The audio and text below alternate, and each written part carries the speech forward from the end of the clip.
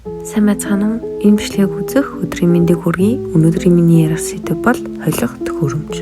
Холих төхөөрөмж хичээлийн агуулгын хүрээнд холих процессын онол, шингэнийг холих арга, нундаг ба налархаа масыг холих болон агуулгын товч дүгнэлтийн талаар ярилцах болно.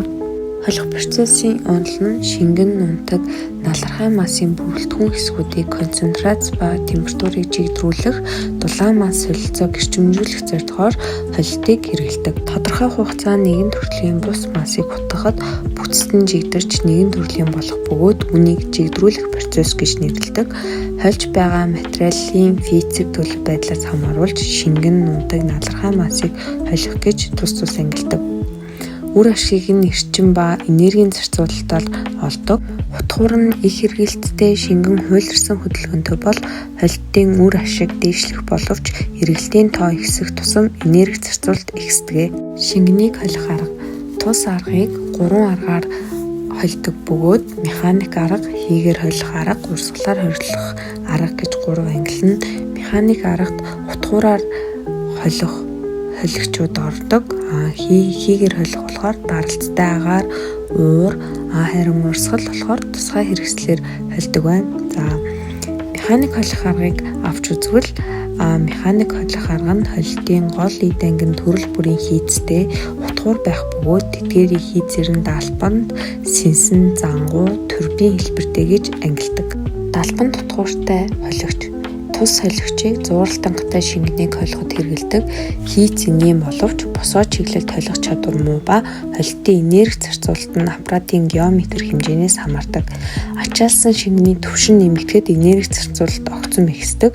Үүнээс үзэхэд энерги бага зарцуулж жигд болгохын тулд аппаратын диаметр шингэний өндөртэй тэнцүү байх хэрэгтэй. За далбангийн диаметр нь аппаратын диаметрийн тэг 1.6 хуваахан тэг 1.7 диаметр, өргөн нь тэг 1.1 диаметр гэж үздэг. За зурагт холих аппарат болон налууд алтантай үеийн шингэний хөдөлгөөнийг харуулсан байна. Зурагт үзүүлсэн 1 тонн далбанд хутгуур, 2 нь гол, 3 нь хөдөлгөөнгүй хаалтуудыг тус дүрсэлсэн байна. Сэнсэн хутгууртай холигч зураг нутгаа багтай шингэнийг эрчимтэй холиход хэрэглэдэг. Хутгуурын дагуу төсгөл хүртлээ тгийг хуваахан 90 градуст аажим өөрчлөгдсөн тул шингэн нь олон чиглэлд цацагдаж холилт сайжирдаг. Сэнсэн хутгууртай холих машинд холилт илүү эрчимтэй явагддаг учраас энерги зарцуулалт ихтэй байдаг байна. Турбин хутгууртай холигч 500 паскал секунд зурагтай шингэнийг холиход хэрэглэдэг. Энэ нь хатуу мэт өтгөн маш муу урсдаг шингэнүүд хутгуурын төвийн нүхээр шингэн орж төвөөс цугтах шингэний үйлчлэлээр радиусын дагуух сувгуудаар дамжин шийдэгдснээр шингэн нь тэнглэг болон радиусын дагуу холигддог тул бусад хутгууртай харьцуулахад холилт нь илүү эрчимтэй байдаг. АБ зураг нь задгай турбинтэй хутгуур, В нь болохоор битүү турбин хутгуурыг тус зурагт үзүүлсэн байна. Якор хутгууртай холигч өтгөн болон зурамтгай масыг холих зориулалттай хутгуур нь 1 минутанд 50-60 удаа эргэдэг. Тухайлбал төрөл бүрийн чихрийн масыг чанаж утгахад ерөнхийдөө бол хэрэглэнэ. Хутгуурын диаметр аппаратын ёроолтой адилхан нүм мөлбөртэй хийж ханаас 5-8 мм зайтай барьсан масыг үлдээлгүй холихын зэрэгцээ халсан масыг аппаратын ханаас бүрэн хусаж буулгах боломжтой болж мас жигд холилтон дулаан солилцоо эрчимжиж улмаар мас түлхэгдэхээс хамгаалдаг. За зурагт болохоор зангуу хэлбэрийн хутгууртай холигчийг үзүүлсэн байна. Зурагт үзүүлсэн 1 тонн якор хутгуур, 2 нь болохоор их хөх биеийг тус үзүүлжээ. Дараагийн арга нь шингэнийг урсгалаар холих арга байна. За 2 ба түүнээсээ шингэнийг тусгай аппаратын тусламжтайгаар тасралтгүй урсган холино. За холилтыг эрчимжүүлэхийн тулд хаалт, чиглүүлэгч, хуримтлуулагч, цацруулагч зэрэг хөдөлгөөнгүй эд ангиудыг холих аппаратын дотор нь байрлуулна. Урсгалаар холих аппаратыг эсгэлтийн үйлдвэрт меласыг устай холиход ашиглах бөгөөд холихын зэрэгцээ халуун хүйтэн шингэнүүдийг хольж шаардлагатай температурыг холцыг нь гаргаж авдаг. За зурагт үзүүлсэн аппаратын хувьд болохоор урсгалаар холигч аппаратуудыг харуулсан байна. А зураг нь цуглуулагчтай холих аппарат, Б зураг нь тавиуртай холих аппарат, В нь шингэнийг цохилтоор халлах аппаратыг тус харуулжээ.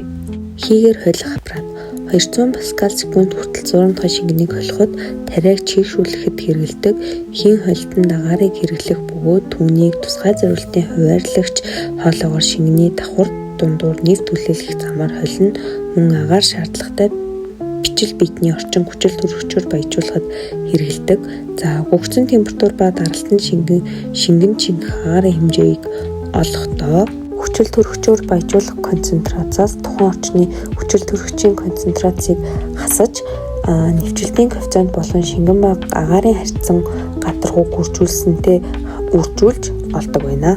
Зурагт нүхтэй хоолой бүхий холигч, төвийн сэлгэлтийн хоолойтой холигч, хуваарлагч хоолойтой холигч, албадмал сэлгэлттэй холигч зэргийг үзүүлсэн байна. Заримдаа холилтыг уураар холдог бөгөөд шингэнийг халаах ажиллагаа зэрэг хийгдэнэ. Хийн холилтын зэрэгцээ хязгаарлагдмал ба эрчмийг шингэний гадаргуугаар нэгж хугацаанд нэвтрэх хийн хэмжээгээр тодорхойлдог. Түүнийг олохдоо агаарын зарцуулалтыг агаарын шаардлагатай даралтанд үржүүлээд 102-ыг агаарын хоолой ашиг төлөвийн коэффициентөнд үржүүлсэнтэй хуваахад гардаг байна.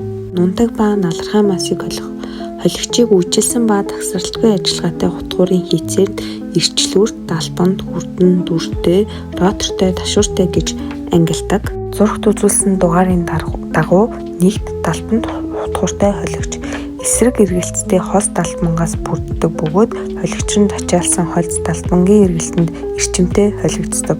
2. Газан хутгууртай холигч гадаа хэлбэртэй далбан шуургын шугам үүсгэн гол байрлуулснаар холихын зэрэгцээ хэвтээ тэнхлэгийн дагуу массыг зөөвөрлөх ажиллагааг зэрэг хийдгээрээ давуу талтай байдаг. 3. Босоо шуурган хутгууртай холигч тусгай замаар шилжин хөдлөх тэрэгцэрт шуурган хутгуурыг бэхэлсэн тул хутгуур эргэхээс гадна замын дагуу тэрэгцэртэй хамт шилжин хөдөлж эхэлдэг. За хүрдэт хутгууртай холигч нь холилтыг эрчимжүүлэх зорилгоор холигчийг дотор гадаргууд ороомог хэлбэртэй хөдөлгөөнгүй тавиур бэхлэн хүрдний эргэлтэнд материалыг холдог. Дараагийн холигч нь дүр тутгууртай холигч хос дугуйны гадаргуу тойргийн дагуу тодорхой ирэмбээр дүрнүүд байрлаж дугуйны эсрэг эргэлтэнд холдог байна. 2 шатлалтай төвөөс сухдаг холигч. Холигч нь нунтаг зургандгай материалыг холдог. 1-р шатлал нь холилцыг жигдрүүлж, 2-р шатлал нь холилцыг хөргөдөг. Холилтын үед ялгарсан тоосон цэрэг ялгах зорилгоор холигчийг таганд шүүх ханцвч байрлуулна. Холигч нь минутанд 300-аас 3000 минут эргэлддэг. Хурдан эргэлттэй 3 далбанд ротортой бөгөөд энэ нь цахилгаан хөдөлгүүрээс оосрон дамжуулахаар дамжиж хөдөлгөөнд ордог. Ротор дээш шилжин хуйларсан хүрээ үсэж байгаа нь холилт бүрэн явах нөхцөлийг хангадаг. За энэ төхөөрөмж нь яагаад ханцвчийг ашигладаг вэ гэхээр ханцвч нь даван материалаар хийгддэг тул угааж цэвэрлэхэд хамгийн хялбар эдэнг болж өгдөг. Зургийг тайлбарлавал зураг 1 нь цахилгаан хөдөлгүүр, 2 нь ротор, 3 нь халаах цамц, 4 нь дупликатор, 5 нь шүүлтүүр, 6 нь эргэх таг, 7 нь холбоотын хоолой, 8 нь хөрвөх сегмент, 9 нь холих хэрэгсэл гэсэн эдэнгүүдээс бүрднэ. Налархай масс холих машин. Холилтын үед массын бүрэлдэхүүн хэсгүүд хольж, нухаж, агаараар баяжуулснаар тодорхой бүтэц механикийн шин чанартай биет байдал бүхий налархай масс бүрдэх ба энэ нь шингэн болон нундаг массыг бодвол өтгөн биет байдалтай байдаг. Налархай масс холих машин үйлчилсэн ба үргэлжилсэн ажиллагаатай байх бөгөөд утгуурын хийцэн, жааз, шуурган, тууцан хэлбэртэй байдаг. Утгуурын хөдөлгөөн нийлбэл байх тусам холилт эрчимтэй явагддаг. А зурганд шурган холигч, Б, В зурганд тууцан холигчийг тус харуулсан байна. Уян харамхай массыг боловсруулахад эргэлтийн чиглэл болон эргэлтийн тоон харилцан адилгүй 2 хутгууртай холих машиныг өргөн хэрэглэдэг.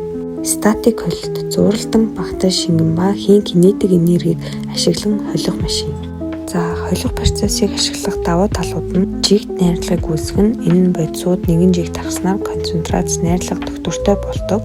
Хоёрт масс шилжилтийг сайжруулна, уусах, диффуз химийн урвалын хурдыг нь тус нэмэгдүүлж өгнө, дулаан дамжилтыг сайжруулна, температур, жигт тархаж халалт, хөрөлтийн үр ашиг нь өсдөг. За урвалын хурдыг нэмэгдүүлдэг. Энэ нь урвалжуудын харилцан шүргэлцэх талбай нэмэгдэнэ.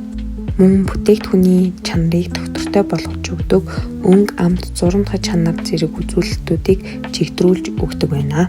Агуулгын дүгнэлт 2 болон түүнээс дээш бүрдэл хэсэг бүхий материалуудыг хүнс болон бусад салбарт нэгэн төрлийн болтолд холих процесс нэлээд түгээмэл байдаг. Хольж байгаа материалын физик төлөв байдлаас хамаарч шингэн, нунтаг, налархай массыг холих гэж ангилна. Холих материалын төлөв байдал шинж чанараас хамааран холих аппарат руу холигчдын хийц, зориулт, бүтэц ажиллагаа өөр байдаг. Хольж буй бүрэлдэхүүн хэсгийн физик чанараас хамааран тухайн холих аппаратыг тооцоогоор сонгодог. Бүгдэнд нь анхаарал тавьсан явдалд баярлалаа. Тус хичээлийг хөдөлмөрийн авьяаны улаан төвийн явданд шинжлэх ухаан технологийн их сургуулийн багш нарын бэлтгэсэн хүнс үйлдвэрлэлийн процесс ба аппарат гэх номноос тусган авч бэлтлээ.